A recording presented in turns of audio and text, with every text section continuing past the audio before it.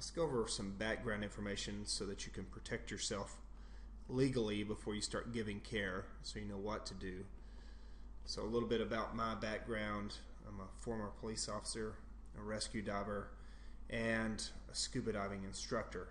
So the reason I mention that is it gives me a wide range of different situations to have had a chance to apply my first aid skills. So as a police officer, I saw a lot of accidents, and as a rescue diver, and a scuba diving instructor, what I saw in those roles were totally different from what I would experience as a police officer. And this is important because you need to know what equipment you're going to need to give care, what situations may arise, so you can make sure that you have all the training and the skills and the equipment needed to take care of the situation. So what is first aid? What's the purpose of first aid? It's buying a person some time. So if you have a victim, we're just buying them time. This is a class for the layperson. So the skills are as simple as you can get, and you're just buying them time. We're not doctors, we're not EMTs, we're not nurses. This is a class for a person that has no first aid background, or maybe you have a background, but the skills are designed to be simple. And the reason this should be important to you is because more than likely if you use these skills, you're going to use them on a family, friend, or coworker, somebody that you know. So you don't want to get into a situation where you don't know what to do, that you didn't practice your skills enough, that you get paralysis by analysis. So you want to practice these skills so they become second nature. You can have all the book knowledge in the world, understand everything in a book, but if you can't apply that, that's a problem. You need to be able to apply these skills. You need to practice them enough so that when the situation arises and you get put under some stress, you can perform these skills. And that's what we're going to try to do in this class, is to give you plenty of repetition. Some skills are easy. You'll pick them up first time. You don't need a lot of practice. It's more knowledge based. But a lot of these, there is an application piece. You have to have practiced the skill enough so that you can actually apply what you've learned. And that's why the skills piece of this class is so important. So first aid kits. You need to know what needs to go in them based on the situation that can arise. So if you're a police officer, you're going to have a totally different first aid kit than a scuba diving instructor. What you see is going to be different than what a scuba diving instructor is going to need. So a scuba instructor or a rescue diver, the reason I mention those is so that you can see the different. You can compare and contrast the two different situations. And a scuba diving instructor is going to have emergency oxygen in their first aid kit, whereas a police officer isn't. Most police officers have a layperson certification. They're not required to have a professional rescuer certification. Some places do require it, but most don't. And they're first responders, so they're going to be the first people on the scene, often beating the EMTs there. Once the EMTs arrive, the police officer is going to turn that situation over to the EMTs, let them handle the first aid piece, and then they're going to go direct traffic and do whatever. That's the reason a lot of them have layperson skills. So first aid kits, they need to be customizable. You need to make sure you know what needs to go in them. They need to be easily located so that you can get to them, and they're based on the needs of the situations that you're more than likely going to see. So you do want a generalized kit so that you have everything in there, but there may be specific pieces that are important to your situation. So what I recommend is that you have a good general first aid kit that has a wide range of equipment, the basics, and place it in a location that you can easily get to it. Now here's why I recommend a car, because The car is going to be on campus with you when you're in class, if you go to class, unless you're totally online. Your car's probably going to be at your work with you. And if you go out shopping, you see a car accident on the road, it's going to be with you. That's the benefit of having your first aid kit in a car. The drawback is we're in South Texas. It's hot, and that heat, especially during the summer, damages a lot of that equipment. The elastic roller bandages, the gloves, all of that needs to be replaced. And some of the equipment you have is heat sensitive, so you need to see what it is and replace it often. Now, if you have it at home, more than likely you're going to have something arise at home, so it may be good to have a basic first aid kit in all of these. If you can't afford that, have it in your car, because then you know it's going to be with you. Having a first aid kit at work is important. We see stuff all the time in the Wellness Center, so we have several first aid kits on different levels. So we have some back in the dance studio, we have one at the front desk, we have one upstairs. Well, we have a lot of equipment upstairs in the first aid room. So knowing where those need to go is extremely important. So this next one, watch this video and answer the questions on your lecture notes about that. So watch it and answer the question. Time is essential. So like I said before, we're just buying a person time. We're not doctors, we're not nurses, we're not EMTs, or at least most of us aren't. Some of us may have military training, and that's great. Always revert back to your training. But this is a layperson class, and we're just buying them time. In the first 10 to 20 minutes, that's how long EMS, that's their average response time. It takes them, on average, about 10 to 20 minutes.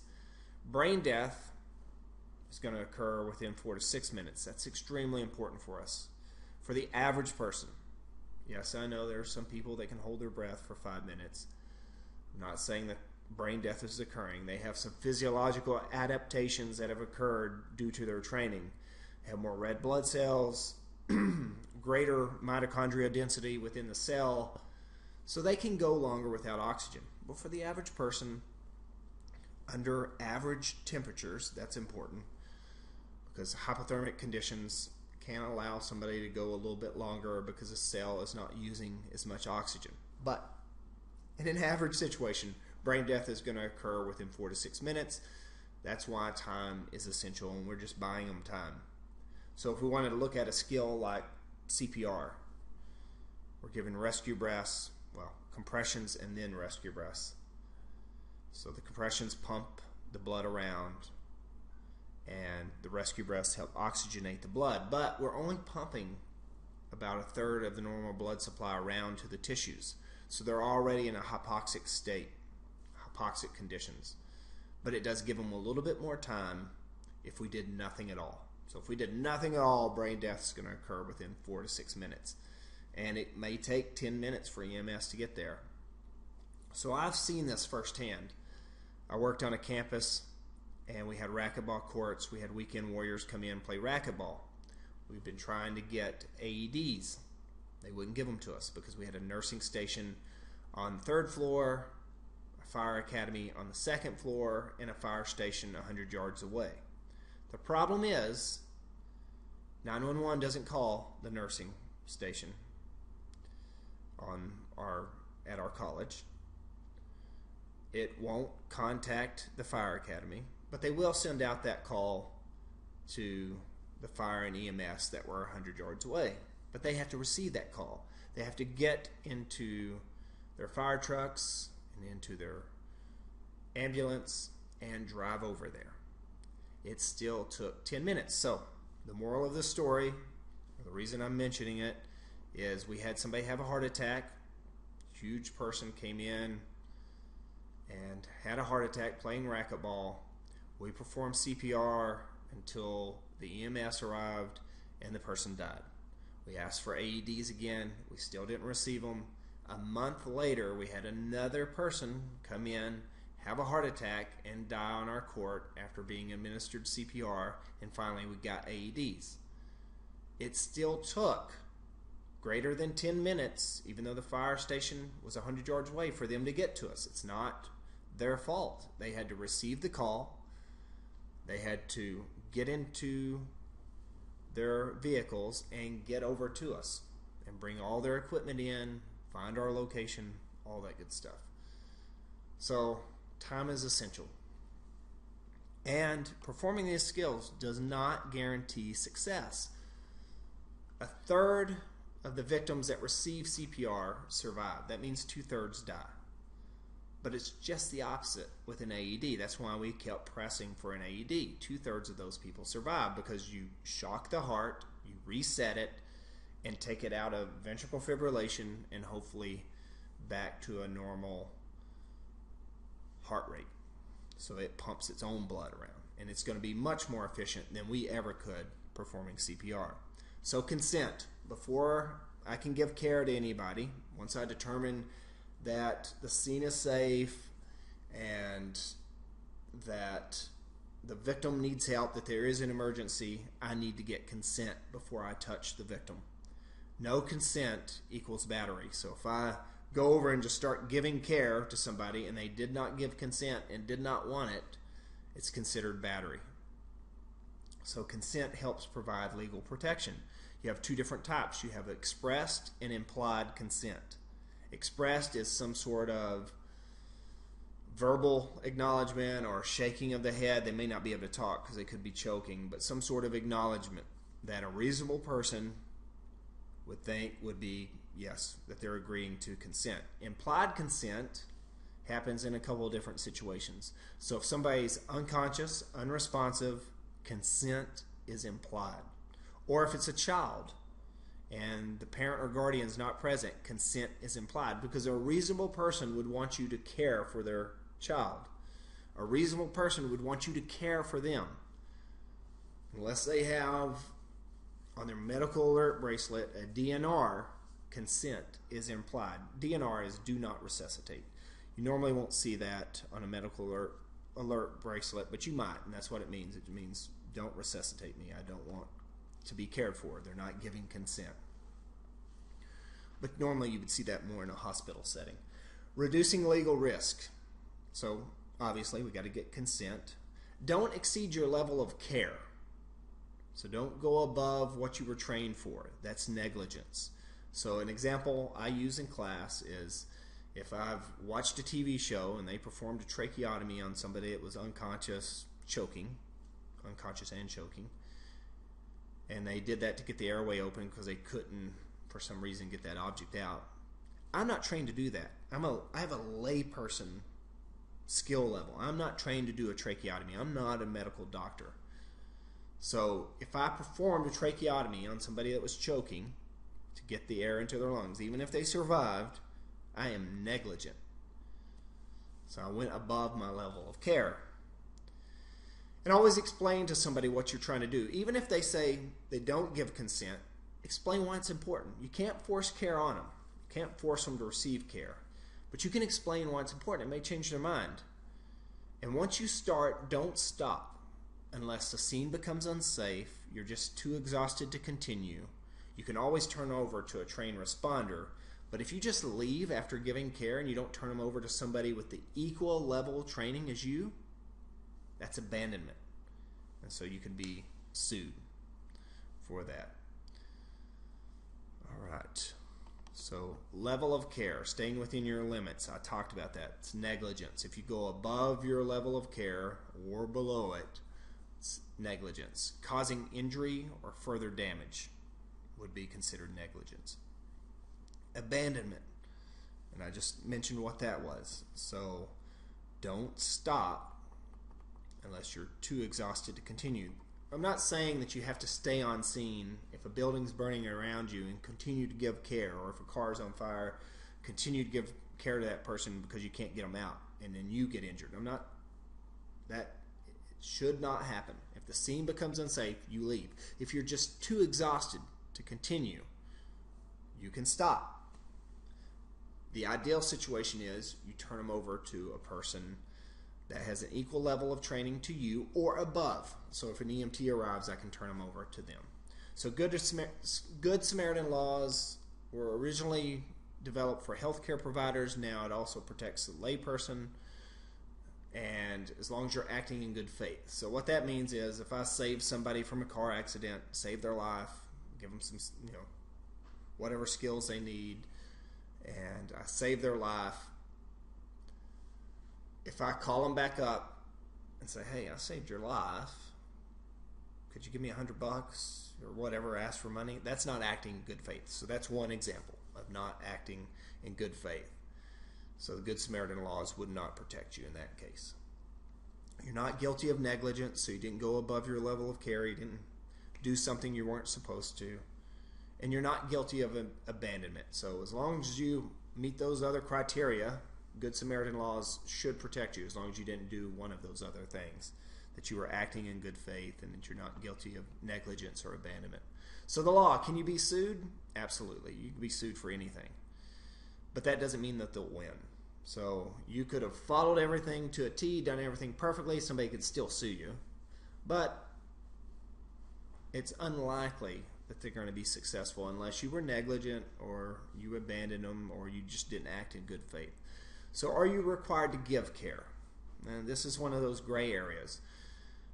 You're not required to give care. You are required to stay on the scene if you were involved in the accident, because you may not be trained to do anything and you may not feel comfortable giving care. So you do have to stay on scene if you were involved in the accident. Hopefully you would stop even if you weren't involved and help out. Unless it's part of your job. Now, if it's part of your job, like you're a police officer, EMT, and you're considered always on duty, then yes, you are required to give care or provide your level of care. If you're a parent, and you're trained, you need to take care of your child or somebody in your care. But if you're involved in the accident, you at least need to stay on the scene. So those are common questions. Am I required to give care? Were you involved in the incident? Well, you at least need to stay on the scene. Don't have to give care. So children are mentally incompetent. So how do you get consent for a child? Obviously, if the parent or guardian's there, you get permission from them. If they're not present, then consent is implied if the parent's not present. So what if the person is mentally incompetent? Now, here's one of those gray areas, right? So mentally incompetent can get kind of sketchy. So if they're at risk of doing damage to themselves or other people, you can intervene. But you still can't force care on somebody. So let's make that clear. So refusing help. An alert, mentally competent person can refuse help. What can you do? You can still call 911. So let's say somebody is mentally incompetent. They're refusing care. You can call 911. You can't force care on them. You can advise them of their condition, tell them why it's important, try to reason with them, and keep trying. And make sure you have a witness. So like if somebody refuses, it's always good to have a witness or turn your cell phone on, try to get some audio evidence of this or some video evidence if you can to show that they gave consent. That'll help protect you if time permits and you can actually do that. Also get witnesses' names and numbers and contact information. So if something happens and this person sues you, you've got additional people to back up your claim. Video and audio are probably your gold standard because it's kind of hard for them to say that they didn't give consent when you have video evidence of it. So in the days of cell phones now, it's so easy to get proof. Psychiatric emergencies. So when can you intervene? So this is going back to the question, giving you a little bit more detail. If they're about to do life-threatening harm to themselves or others, yes, you can intervene. You can stop them. You still can't force care on them. Or if you're directed by police. So police are having problems, they need your help, you can intervene to help them out. Police can detain somebody that's mentally incompetent and put them in protective custody. The only thing that you can do is stop them from hurting somebody else or from hurting themselves, but you still can't force care on somebody. Watch this video, answer the questions in your lecture notes. So going back to who has a duty to act, so most people are not required to give first aid, You are required to stay if you were involved in the accident, but duty to act. So do you have a legal obligation to this person? Is this your child, or is this a parent under your care, maybe an elderly parent? So were you involved in the incident? All those things you should ask yourself. So OSHA administrators have to, while they're on or while they're in their job, have a duty to act. Park rangers, athletic trainers, these are just some examples. This is not limited to just this list. Just giving you some ideas. Lifeguards, flight attendants, while they're on the job. But police, fire, and EMTs are considered always on duty. And it also depends on the state that they work in. But for the most part, police, fire, EMTs all have to stop. Whether they were involved in the incident or not, whether they're on duty or off, they have to stop and render aid. So, breach of duty. What's considered a breach of duty? So going above or below your level of training. So that goes back to negligence. So act of omission means that you didn't do something that you were supposed to do. Act of commission is doing something that you weren't supposed to do. So that would be, an example of that would be me giving a tracheotomy. That's doing something that I am not trained to do. An act of omission would be, okay, I'm trained to do this skill, and I started performing CPR, but then I just stopped. So I didn't do something I was supposed to do. So you may hear those terms again. Confidentiality. So whatever you find out. So let's say you're caring for an individual, maybe it's somebody that's had a seizure or whatever, and you find out medications that they were on, or maybe you found out that they were abused or raped, whatever it is, that information does not need to pass from you to anybody else out in the public. Now, it's okay to give information to a police officer during a report or an EMT, somebody that's an official, but you don't give any information out. You don't go out and gossip about these things, about what you learned about somebody's condition or background information. We keep that to ourselves. So pathogens. Now, this is kind of going away from legal contact. This is getting more into when you actually respond to the emergencies. So you have direct contact. So let's say we have a car accident. I get inside of a car and I get blood on me directly from that person to me. It doesn't touch anything else. It goes directly, squirts out from their artery onto me. That is direct contact. Indirect contact would be me getting in that car, rubbing up against the door, and then their blood is on the door and it gets on me. That's indirect contact. Then you have airborne. So something like tuberculosis. That would be airborne. They start coughing in a plane. There are some drug-resistant strains of tuberculosis. This actually happened where somebody was on a plane, they started coughing, and then they weren't even supposed to be on that plane because they had a drug-resistant strain or an antibiotic-resistant strain of tuberculosis, and then everybody on that plane was quarantined because now they run the risk of getting it. And then you have bloodborne, which would be like direct and indirect contact. That can also be fluid-borne. So there are bodily fluids where you can get pathogens from. So it doesn't just have to be blood. And then vector-borne would be like a mosquito or a tick bite. You can get pathogens from that as well. So just giving you a rough idea of what to watch out for. So our first skill here, and I'm going to have a video of it, is going to be the glove removal. And there are a lot of different ways. If you've already had training on this and you already have a preferred method, the idea is we don't get any blood on us and that we can safely remove those gloves and dispose of them without getting any bodily fluids on us. That's the reason I just mentioned those pathogens.